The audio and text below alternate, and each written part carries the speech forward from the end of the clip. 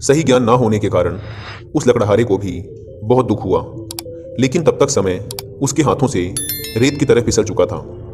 बुद्ध ने शिष्यों को एक लकड़हारे की कथा सुनाते हुए कहा, एक दिन एक राजा जंगल में शिकार के लिए गया तो रास्ता भूल गया। उसने बहुत देर तक रास्ता खोजा, लेकिन उसे रास्ता नहीं मिला। वह बहुत ज़्यादा थक चुका था। भूख और प्यास के मारे वह व्याकुल होने लगा। तभी उसने देखा कि जंगल में एक लकड़हारा लकड़ियां काट रहा है। बहुत से पेड़ कट चुके हैं, थोड़े से ही बाकी हैं। उन्हीं में से एक पेड़ की शाखाओं को नीचे गिरा रहा है। राजा ने उसके पास जाकर कहा, भाई, मैं बहुत भूखा हूँ, बहुत प्यास भी लगी है। तुम्हारे पास कुछ खाने को है क्या? लकड़हारे ने कहा, हाँ है, आओ बैठो। दूर उधर एक बावड़ी है, मैं वहाँ से पानी लाता हूँ। तुम यह रोटी खाओ। और पोटली से निकालकर एक मोटी सी रोटी उसने राजा के सामने रख दी। उसमें थोड़ी सी सब्जी भी थी। राजा ने उसको खाया, लकड़हारे का लाया हुआ पानी पिया और शांत होकर कहा, मैं यहाँ पास के ही एक बड़े से नगर का राजा हूँ। शिकार करने आया था, पर रास्ता भूल गया हूँ। लकड़हारे ने रास्ता बता दिया। राजा ने जाते समय कहा, मुसीबत के समय तुमने मेरी सहायता की है। यदि तुमको कभी जरूरत पड़े तो मेरे पास आ जाना, मैं तुम्हारी सहायता जरूर करूंगा। कुछ समय यूं ही गुजर गए। धीरे धीरे उस जंगल के सभी पेड़ समाप्त हो गए। लकड़हारा लकड़ी काटकर इनके कोयले बनाकर बेचता था। अब वह अपनी जीविका चलाए तो कैसे? वह बहुत दुखी हो गया। दुखी मन से राजा के पास पहुंचा। सेवकों ने राजा को सूचना दी कि लकड़हारा आपसे मिलना चाहता है। राजा को याद हो आया कि हाँ, उसने एक लकड़हारे को सहायता देने का वचन दिया था। एक दिन उसने मेरे प्राण बचाए थे। उसने सैनिकों को उस लकड़हारे को अपने पास लाने का आदेश दिया। सेवक लकड़हारे को राजा के पास ले आए। राजा ने पूछा, क्यों भाई लकड़हारे, क्या बात है, उदास क्यों हो?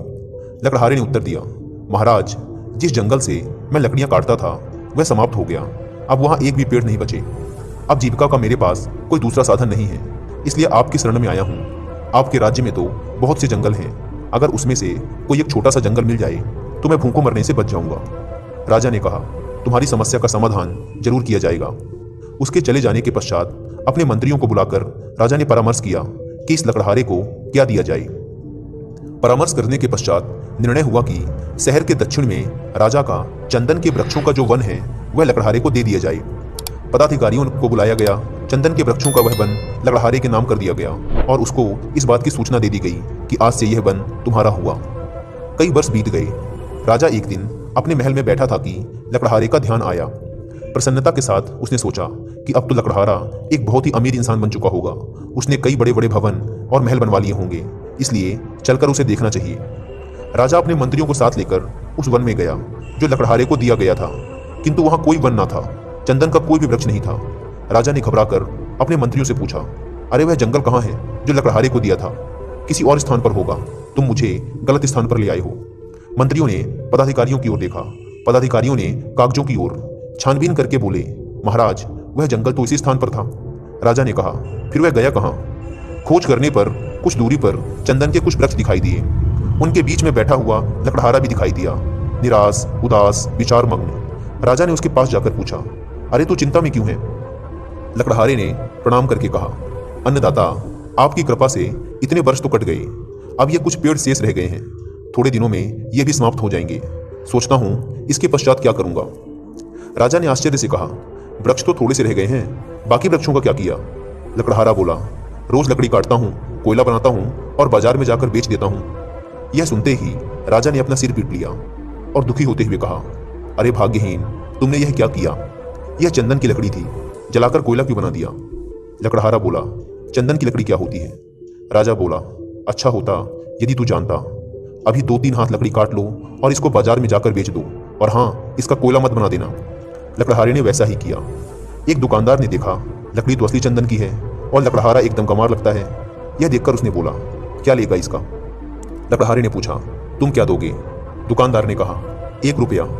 लकड़हारा आश्चर्य में चिल्लाकर बोला, क्या 1 रुपया? उसका तात्पर्य था कि इस छोटी सी लकड़ी का 1 रुपया। दुकानदार समझ गया, यह जानता है। उसने बोला, 2 रुपए। लकड़हारा और आश्चर्य से चिल्लाकर बोला, 2 रुपए? दुकानदार ने घबराकर कहा, अच्छा 4 रुपए। लकड़हारा चिल्लाया, अच्छा 4? कुछ ही दूर पर एक दुकानदार खड़ा था। उसने देखा कि पहला दुकानदार एक मूल्यवान वस्तु को कौड़ियों के भाव खरीद रहा है। उसे पुकारकर उसने कहा, अरे इधर आ, मैं 10 रुपए दूंगा। लकड़हारे ने जब 10 रुपए का नाम सुना तो सिर पकड़कर बैठ गया और चिल्ला उठा, अपना सर अपने घुटनों पर रखकर रोने लगा। अब उसे मालूम हुआ कि जिस लकड़ी को वह कोयला बनाकर बेचता रहा वह कितनी मूल्यवान थी। उसने कितनी बड़ी संपत्ति का अपने हाथों से ही नाश कर दिया था। कहानी को खत्म करते हुए गौतम बुद्ध ने अपने शिष्यों से कहा, उस लकड़हारे की मूर्खता पर आप लोगों को दया आ रही होगी, किंतु सुनो मेरे शिष्यों, हम स्वयं भी तो उस लकड़हारे की ही भांति हैं।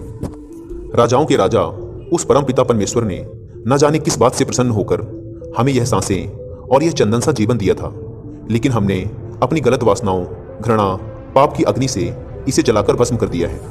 कितनी मूल्यवान है यह सांसें, हमने इन्हें समझा ही नहीं। सांसों का यह चंदन वृक्षों से परिपूर्ण वन, जिसे हमने अपने काम, क्रोध, लोभ, मोह और अहंकार की अग्नि में जलाकर कोयला बना दिया है। परंतु जो होना था वह हो गया, अब उसे बदला नहीं जा सकता। अब जो चंदन के जो थोड़े से वृक्ष, यानी कि अब जो हमारा आगे का समय बचा है, आओ इन्हीं का उचित उपयोग करें और अपने जीवन को शांति, सुख और समृद्धि से भर लें।